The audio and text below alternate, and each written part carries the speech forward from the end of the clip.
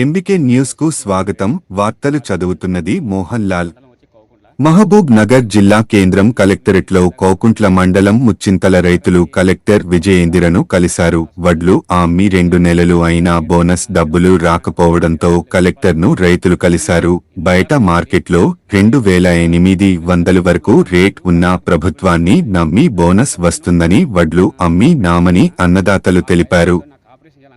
గ్రామంలో 45 మంది రైతులకు బోనస్ డబ్బులు జమ కాలేదని, బోనస్ కోసం 2 నెలలుగా ఎదురు చూస్తున్నామని రైతులు తెలిపారు. ఇది ఇలా ఉండగా బోనస్ పేమెంట్స్ పెండింగ్ లో ఉన్న మాట వాస్తవమే, క్లియర్ చేస్తామని కలెక్టర్ అన్నారు.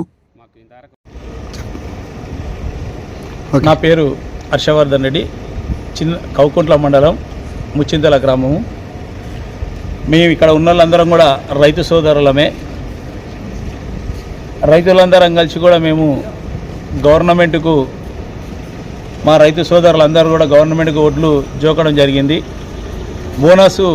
గవర్నమెంట్ బోనస్ ఇస్తుంటే గవర్నమెంట్కి ఒడ్లు వేయడం జరిగింది.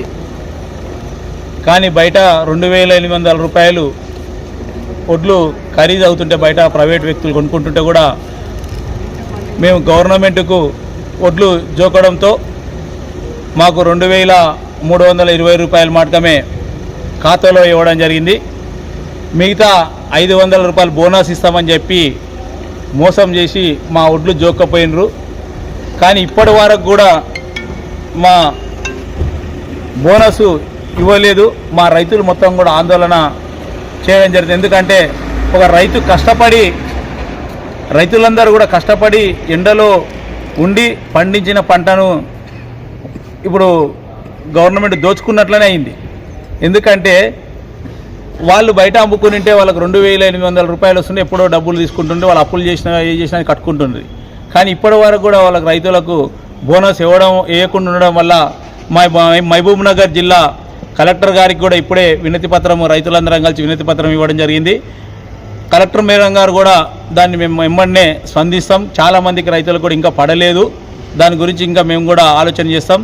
గవర్నమెంట్కి కూడా దీన్ని దృష్టిలో పెడతామని చెప్పడం జరిగింది.